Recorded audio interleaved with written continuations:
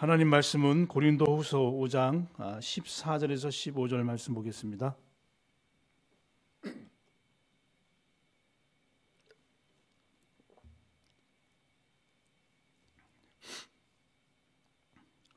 (5장 14절에서 15절) 말씀 한 목소리로 합독하시겠습니다. 그리스도의 사랑이 우리를 강건하시는도다. 우리가 생각하건대 한 사람이 모든 사람을 대신하여 죽었은즉 모든 사람이 죽은 것이라. 그가 모든 사람을 대신하여 죽으심은 살아있는 자들로 하여금 다시는 그들 자신을 위하여 살지 않고 오직 그들을 대신하여 죽었다가 다시 사신 이를 위하여 살게 하려 함이라. 아멘. 읽어드린 본문을 가지고 사역의 원천, 사역의 원천이라는 말씀을 제목을 가지고 말씀드리고자 합니다. 원천이란 말은 물이 흘러나오는 근원, 근본 바탕입니다. 그래서 우리 사역의 원천, 이 부분입니다. 바울은 사실은 오늘 본문 말씀처럼 바울의 사역의 핵심은 그리스도의 사랑이 강건하기 때문에 그 사역의 원천입니다. 다른 주석으로 보면 이렇게 표현되어 있는데요. 그리스도의 사랑이 지속적으로 강제하시다. 강제 알죠? 강압적으로 끌고 가는 거. 근데 이게 이제 나쁜 의미인데요. 이 복음적인 의미로는 좋은 의미예요. 세상적으로는 강제를 끌고 가는 거잖아요. 싫어 하는데 끌고 가는 건데 놔두세요 하는데 가져가잖아요. 근데 여기서 말하는 강제란 말은 뭔가 바울이 죄로부터 사단으로부터 창세기 3장으로부터 이기면서 사역을 할 수 있던 이 강건이라는 말은 어떤 힘의 원동력이 아닌가 이렇게 생각이 되어집니다. 이번 주 말씀도 보면 그 두기고처럼 사랑받는 자, 신실한 자, 다른 사장을 아는 자의 근본 바탕이 그리스도의 사랑이다 이렇게 생각이 되어집니다. 시간이 지나면 지날수록 그 그리스도의 사랑이 우리에게 모든 것이 되는 것을 보게 되어집니다. 그래서 저는 요즘 느끼는 게 뭐냐면 참 어떻게 보면 이제 좋은 의미죠. 목사가 설교로 살잖아요. 설교 말쟁이잖아요. 말쟁이. 우리 목사 말씀하신 것처럼 그리스도인은 말쟁이인데 이 목사가 설교인데 말로 사는 건데 이게 두렵기도 하고 떨리기도 하고 어떨 때 보면 전에 못 모르고 했던 것 같아 더 자신이 없어지는 생각이 많이 들 때가 있습니다. 자, 거두절미하고 첫 번째 사역의 원천의 그 근본 바탕은 첫 번째 우리가 생각해야 될 것이 뭐냐면 그리스도의 사랑입니다. 그리스도의 사랑. 그리스도의 사랑이 곧 하나님의 사랑이고요. 당연하잖아요. 그리스도의 사랑이 곧 하나님의 사랑이고 우리에게 구체적인 나타난 사랑이잖아요. 그래서 이 그리스도의 사랑이란 말은 요한복음 3장 10절 말씀처럼 우리를 멸망치 않고, 멸망이란 단어는 죽음과 지옥과 이 땅에서의 12가지 문제 속에서 영원히 멸망받을 수밖에 없는 우리를 구원하신 사랑, 그것이 하나님의 사랑이고 그리스도의 사랑입니다. 로마서 5장 8절 말씀처럼 우리가 아직 죄인 되었을 때 하나님께서 그리스도를 통해서 우리를 원죄와 자범죄와 죄의 형벌로부터 우리를 구원하신 사랑, 그 사랑의 원동력이 힘의 원동력입니다. 우리가 멸망치 않고 나이가 들어갈수록 우리가 끝이 아니라 영원한 천국이 있고 영원한 형벌로부터 우리가 구원받은 하나님의 자녀라는 그 신분이, 우리는 멸망치 않고 영생을 얻는다는 신분이 바울에게 있어도 그렇고 우리에게 있어도 사역의 원동력이고 힘이다. 이사야 53장 6절에도 보면 우리 무리의 죄악을 그에게 담당시킬 뿐만 아니라 그가 찔림은 우리의 허물이고 그가 상함은 우리의 죄악을 인하여서 우리가 모든 부분에서 나음을 입는 이 사랑이 그리스도의 사랑이고 하나님의 사랑입니다. 다른 말로 말하면 하나님이 우리를 얼마나 사랑했든지 멸망 가운데 버려두지 아니하시고 죄인 가운데 형벌 가운데 버려두지 아니하시고 멸망에서 영생으로 그리고 심판에서 지옥에서 천국 백성으로 삼으신 그 하나님의 사랑이 그리스도를 대신해서 그리스도께서 우리를 죄를 대신해서 구원하신 사랑이다. 에베소 2장 4절 5절 말씀에도 보면 그 큰 사랑을 인하여 허물로 죽은 우리를 그리스도와 함께 살리셨다. 하나님이 그리스도를 통해서 우리에게 주신 사랑은 허물로 죄로 죽었던 우리를, 그리고 이 세상 풍성 가운데 있었던 우리를, 사단의 권세 가운데 있었던 우리를 그 죄로부터, 사단으로부터 벗어나고 진노에서 벗어나는 그 사랑보다 더 큰 사랑이 없다라는 생각이 되어집니다. 저는 문득 이번 주도 보니까, 유튜브에 보니까 우크라이나 전쟁 3년 속에서 보면 TV에 보니까 한 5분인가 한 3분 봤는데, 정말 영화에서 볼 듯하는 그런 어떤 전쟁의 치열한 속에서 진짜 그냥 영화가 아니고 실제 막 폭격하고 막 쫓기고 아이가 죽고 산부인과 그쪽으로 병원으로 막 폭탄이 떨어지는 모습 보면서, 그 중에서도 그리스도인이 있을 거 아닙니까? 그런 위급한 상황에서 죽음 속에서도 절규하면서도, 어제도 보니까 어느 아프리카 어느 나라에 보니까 선교사 2분이 그 광도에 의해서 죽었더라고요. 그런 현장을 보면서 나는 말로 먹고만 사는 거 아닌가라는 생각이 들 때가 많습니다. 그래서 우리는 그리스도의 사랑으로 날마다 우리를 강건하지 않으면 사역의 원천 되신 힘을 잃어버릴 때가 많습니다.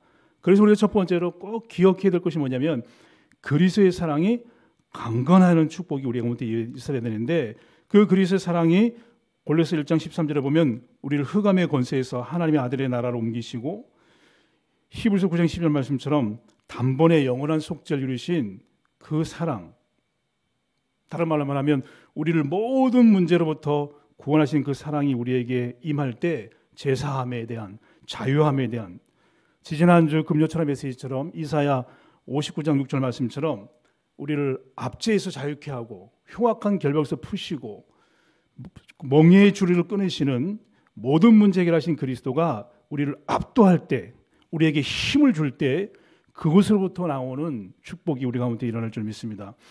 저는 아까도 이렇게 이제 아침에 이제 김포니까 3시 한 50분 일어나거든요. 설교를 오면서 느낀 게 뭐냐면, 담임 목사님께서 늘 말씀 중에 하시는 말씀이 있어요. 뭐 무드지지 말아라, 매너리즘에 빠지지 말아라, 열정이 식지 말아라. 그런 부분들이 참 의미가 있는 부분이다 이렇게 생각이 듭니다. 의미가 있는 부분이에요. 청년을 세우고 또 젊은 사람을 세워놓고 여기서 말씀을 전할 때 하나님께서 이렇게 하는 청년은 없잖아요. 청년하면 그냥 일단은 삶이 안 되더라도 막, 어쨌든 저와 여러분이 사역의 원천은 그리스도의 사랑에 있다는 것입니다. 두 번째 우리가 기억해야 될 것이 뭐냐면, 이 그리스도의 사랑이 우리를 강건한다는 거죠. 강건한다는 말은 휘어잡다. 이 강건이라는 단어는 휘어잡다는 거, 사로잡다는 거거든요. 그래서 사도 바울에 있어서 그 사역의 원천이 그리스도께서 나를 하나님 떠난 모든 문제로부터, 그게 이제 에베소서 2장 1절에서 10절 말씀인데요. 허물과 죄로 죽었던 나를, 이 흑암의 권세에 있었던 나를, 진노 가운데 있었던 나를, 그리고 영원히 멸망받을 수밖에 없는 나를 구원하셨구나. 이 구원이 영원한 것이구나라는 그 바탕에서 바울에게 있어서는 전도도 나오고 사역의 힘이 나왔다는 겁니다. 그 사랑이 여러분 강건하고 휘어잡고 있습니까? 말도 안 하시는데. 아까 찬양하는데 제가 혼자 하는 것 같아요. 휘어잡아야 되는데.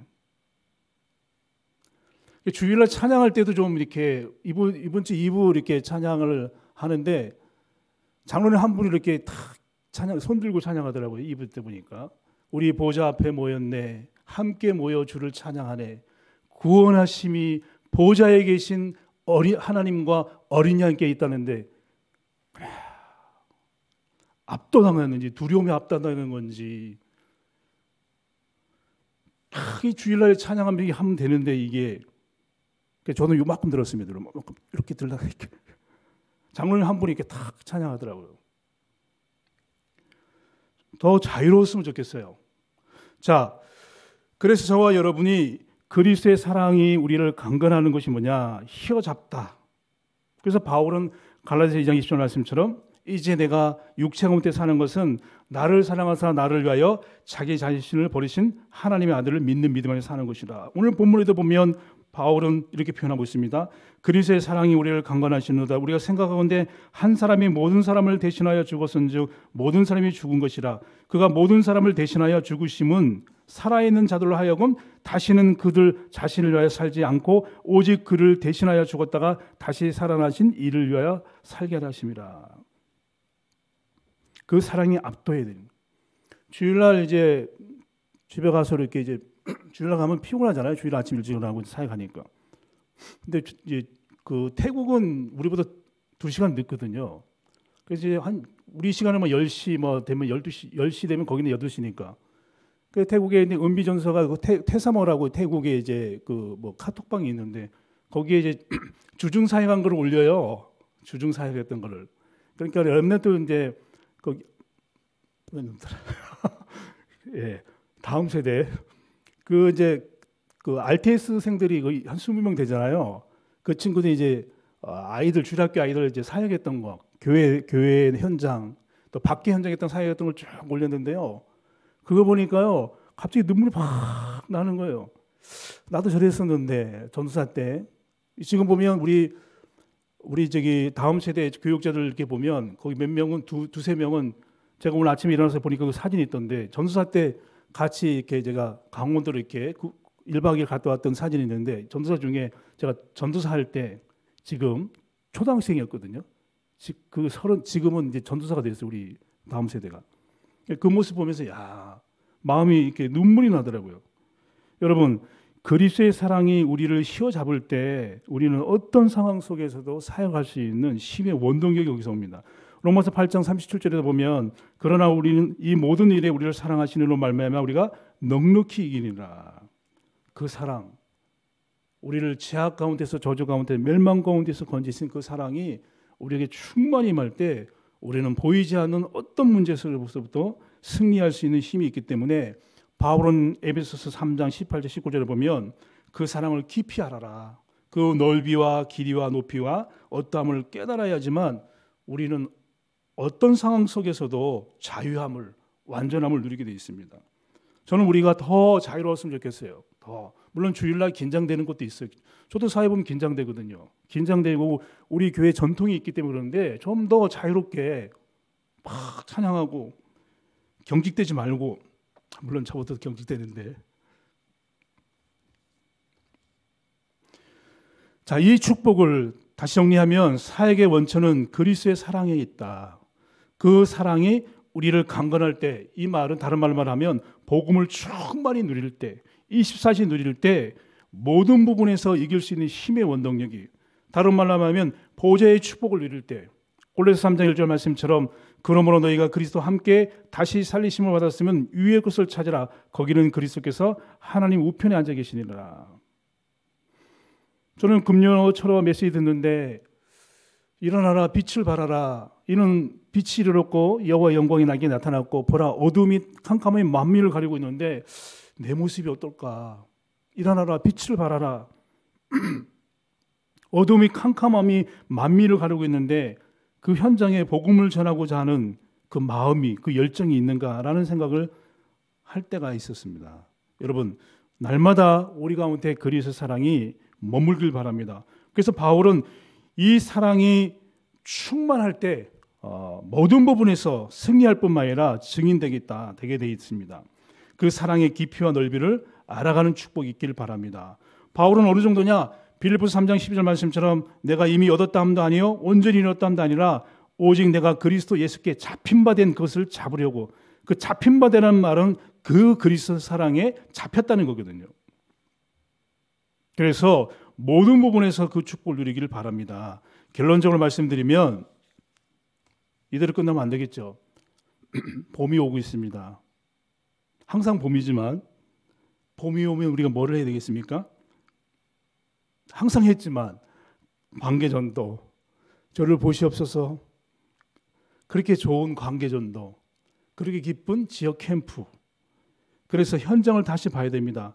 마태복음 9장 35절 38절 말씀처럼 천국 복음을 전파하시며 모든 병과 모든 약한 것을 고치시니라. 이사야 58장 6절 흉악의 결박을 풀어줘야 되잖아요. 멍에의 줄을 끊어줘야 되잖아요. 압제당하는 자를 자유케 해야 되잖아요. 복음만 전하면 되는 거거든요. 제일 쉬운 게 복음 전하는 거니까. 아닌가요? 저를 보시옵소서. 제일 쉬운 게 뭐라고요? 복음 전하는 거 아니겠습니까? 봄이 오고 있습니다. 요한복음 4장 34절 35절 말씀처럼 밭을 보라. 휘어져 추수할 곡식이 널려져 있다는 거잖아요. 우리 주위에. 그래서 지난주 메시지 들으면서 나는 계속 제일 쉬운 거지만 그래도 기도한 게 하나님 전도할 문을 열어주시옵소서. 복음의 비밀을 담대히 알릴 수 있도록. 복음의 비밀이 뭡니까? 그리스도의 사랑 아니겠습니까? 우리를 멸망 가운데 죄악 가운데서 지금도 그 25세 그 연예인이었던 그 청년처럼 그 얼마나 힘들었으면 우울증 걸려가지고 자살을 하겠습니까?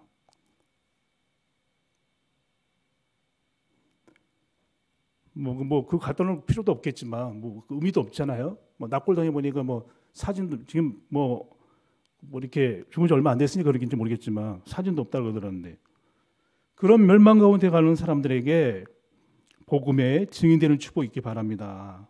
보라 어둠이 땅을 덮을 것이며 캄캄함이 만민을 가려니와 오직 여호와께서 내 이에 임하실 것이며 그 영광이 내 위에 나타내리라 말씀하셨기 때문에 하나님 나로 하여금 그 그리스도의 사랑이 강건함을 압제하는 나를 휘어잡는 그래서 모든 것을 뛰어넘을 수 있는 사역의 원천 사역의 힘의 능력이 거기에 있습니다.